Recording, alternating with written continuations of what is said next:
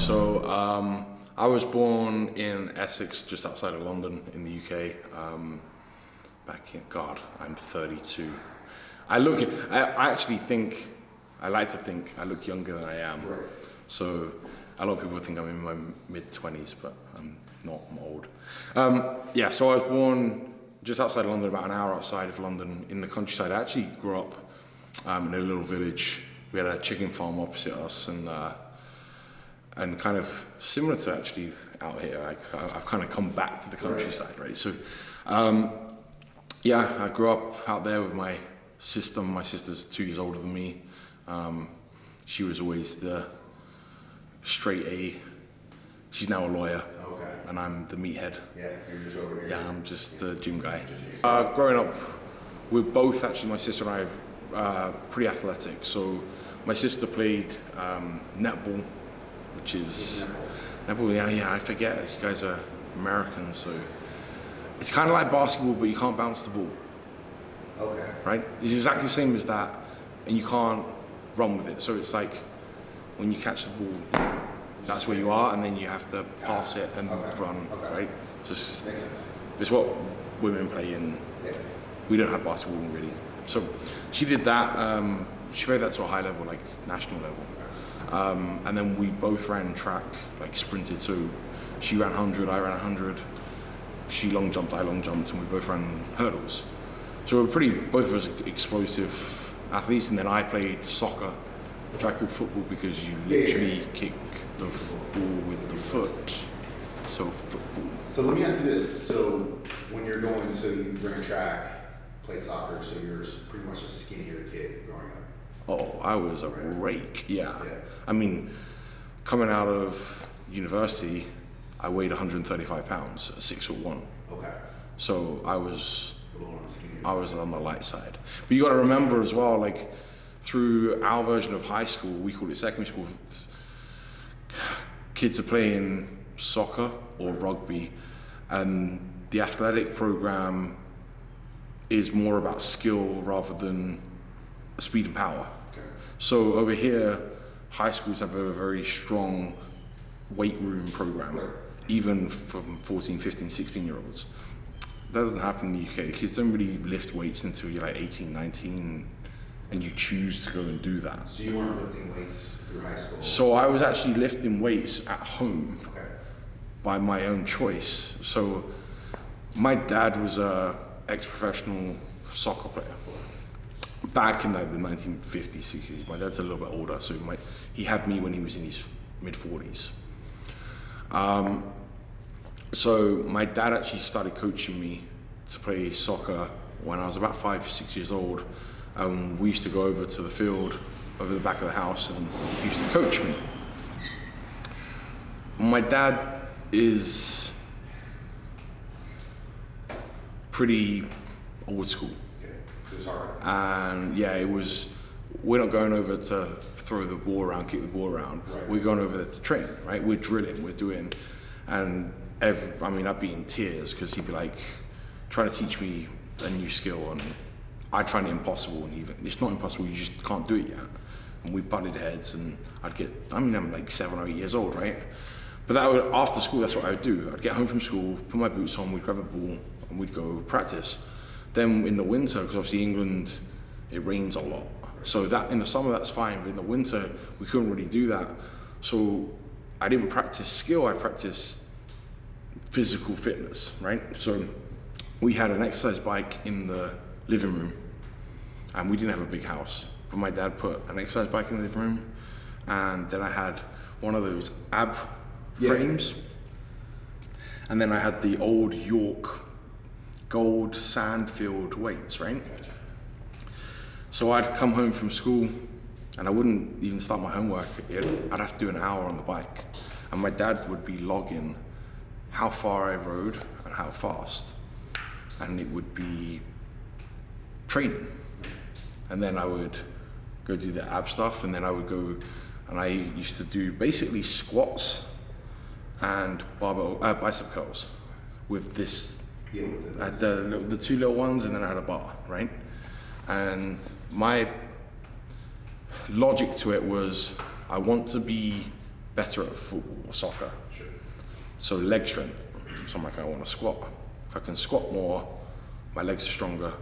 If my legs are stronger, I can run faster. Did you come up with that concept on your own? Yeah. Okay. Yeah, I literally just, I was like, my legs are stronger, I can run faster. Okay. And I was already quite quick anyway. And I knew that sprinters squatted Right. and did clean and jerks. Well, at this point I'm like 10 or 11, I can't clean and jerk. So I'm like, my dad's handing me the bar on my back and then I'm squatting in front of the fireplace, Okay. right? Literally when I'm like 10, 11 years old. But it was only ever for athletic performance. It wasn't, I don't want to be bigger, I don't want to be a bodybuilder. Did you know about bodybuilding back then? No, I had no idea. I knew who Arnold Schwarzenegger was because of Conan and Terminator? Was it Terminator? yeah, Terminator was out, Conan, and then he'd just done what's the Christmas film he did? Oh, Last Action Hero, or you know the one I mean, where he's running through the mall and Yeah. So He has like a suit, he like comes in like during the parade. yeah. So that was like my only idea or knowledge of bodybuilding was Arnold at that point, but Arnold the actor. So then I played soccer and run track all the way through to so about 16, so high school, end of high school, and I was pretty good at. So I got good at soccer, and I ended up being drafted by one of the professional teams. They have a youth team, Okay. so it works a little differently in the Like UK. a minor league, in a sense, right?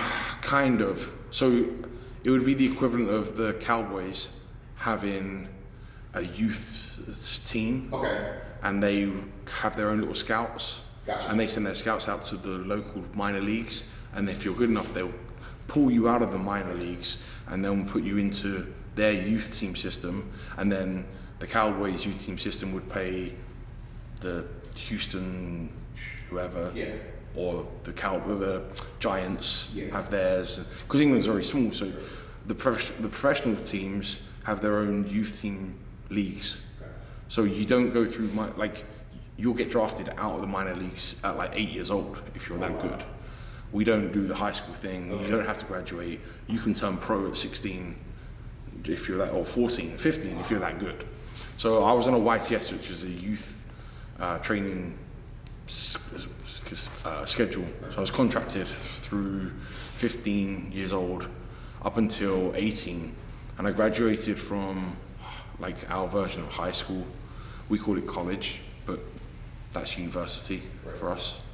So I had the option then of going to university, and my parents had always put education as a priority. So they were like, yeah, you can do all your athletic stuff, but your grades have to be good.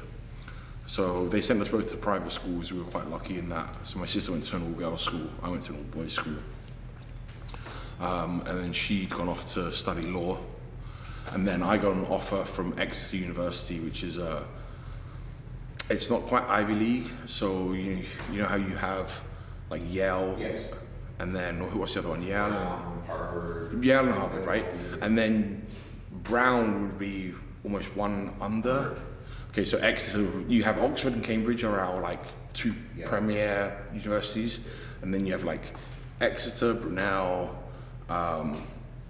Durham, Warwick, like they're the next tier down. So I got an offer from Exeter University to study human biosciences, which was like a really good opportunity for me, and I actually was able to get transferred from the football club I was with locally down to Exeter, had a team there. So I managed to get a transfer down to there, and that was, in my eyes, gave me the best of both worlds at that point. My friend who was playing soccer with me, he didn't go to university.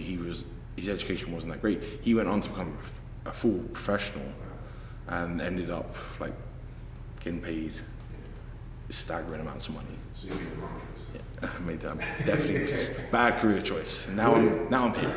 In school, science and maths were my strong points, and I was a bit of a geek on those two subjects. So anything biology based, and then anything mathematic-based, finances, numbers. So I was either going to go into finances or down the science path, and the human bioscience program appealed more to me. It was more intriguing, less boring. Like the math side of things became boring, like number crunching. Yeah.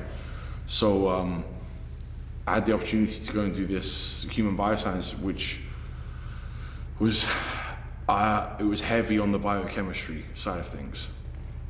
So it was intense. It was more intense than I'd figured at first, but it was very interesting. I was there. We were growing like bacteria and cultures and trying to develop like antibodies and deal with diseases and things like that. That's kind of where we. So Ben Chow is just not the bodybuilder online coach. Right. Ben Chow is actually really smart. Well, this is where I can apply some of my knowledge to bodybuilding with the way that my understanding of biochemistry and human biology really allows me to, when I'm coaching, certainly dieting people, looking at blood work, etc. I have a good understanding of things and how things operate within the body and how you can manipulate them and influence them, and that's always intrigued me from a scientist point of view. So everything's an experiment for me, and bodybuilding is the perfect thing to experiment with, because for the most part your variables stay consistent and you'll change one thing at a time. You'll change something, so you basically have a hypothesis. I'm going to add more carbohydrates in, if I'm keeping it basic, I'm going to add more carbohydrates in this amount per day, and I'll watch what happens. And then you run the experiment, and you watch what happens to the body, and that's your feedback, right? Then you determine, did that work or not? Yes or no? Okay, how do I make the adjustment to that? So that's where my geekiness then applies to, from science across to bodybuilding, right? So getting back to university, you went through this whole, and that's 5 years? Three. So 3 years. So you're there, you're going through your whole classes, you graduate. Where did you go from there? Were you working out throughout that period while you were studying? And pretty much how did you get into the bodybuilding? Sure. So I think the university is where I started shifting towards wanting to get bigger.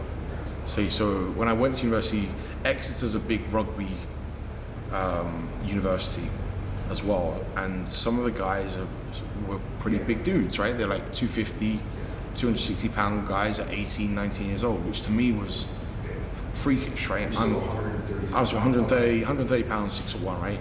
So now I'm small fish in a big pond, right? And we're in a house, there's like 6 of us guys, and you kind of just get into the wake up, go to the gym together, go to class, go out drinking, right? So yeah, the bro mode. Yeah, and then we start training together, and one of my housemates was a good little bodybuilder at the point, and he was the first person who looked round and bubbly to me. I mean, if I looked at him now, didn't look like anything, but when we were 18 and I'd never seen anybody that trained, I was like, God, this kid looks like, I used to call him Johnny Bravo. Okay. Right? Because he was a little Dorito, like this. So anyway, we get that, and then I actually bought some weights for my bedroom in my house. Okay. And we had a little gym set up in my side of the bench like this. I had a proper Olympic bar. Okay. And then I bought like 45 pound plate, 25 pound plate. We had so we could train at home as well, rather than go all the way to campus, because our house was off campus. So that's kind of where I first started getting into, I want to get stronger, I want to get bigger, because I'm skinny. And the soccer thing had started to phase out by that point. I'd kind of found alcohol and was partying a little bit, and then between studying, and then what happened actually in my second year of university, I was playing for the university, the first team, and I shattered this cheekbone. So I ended up having my jaw wired shut for 3 months, and I lost more weight, right? I had to sleep completely upright, but that's why this side of my face is a little bit puffy, so I've got a metal plate holding this cheekbone together. So that put me out of action for that football season, and then I never really, when the third year came back around, I just didn't really bother again. And I'm like, I'm done with kind of football. I'd lost the passion for it. Having that injury kind of just really bombed me out, and then I figured I wasn't going to turn pro or anything. So then the gym thing took over stronger into the third year. I had my finals, graduated, and I broke up with my girlfriend right before my final exams, and I just lost, like, I don't know what I want to do. Right. So I was like, I'm gonna go back home once I graduate, and I'll just get a job as a personal trainer for the summer and figure out what I want to do, look for jobs. Like while I'm personal training, I can job hunt, I send my CV in to different like labs, research centers, etc. So I was doing that, and then the PT thing started going quite well, and then I had the opportunity to go and be an apprentice at Saracens Rugby Club as a strength and conditioning coach. So Saracens are a pretty decent, they're one of the best rugby teams in the country. So I actually got a chance to work with like international like rugby players. So that was a cool learning experience, and taught me a lot of that side of things. And then I shifted, alongside doing the basic gym personal training side of things, I started taking on athletes. So I went out, and there was a mixed martial artist where my mum lives. Is this young kid, he was like 17, and he was fighting and as an amateur and doing pretty well. So I went and spoke to him and said, hey, look, you do all your skill training for like 5-6 times a week. I'd like to help you do strength and conditioning program to go alongside that. So I basically I sponsored him in a way as a coach. So I coached him for free. His name's Arnold Allen. He now fights in the UFC. Oh, really? Yeah, he's in the 145 pound weight class, and he's unbeaten in the UFC. So he's 6-0 right now.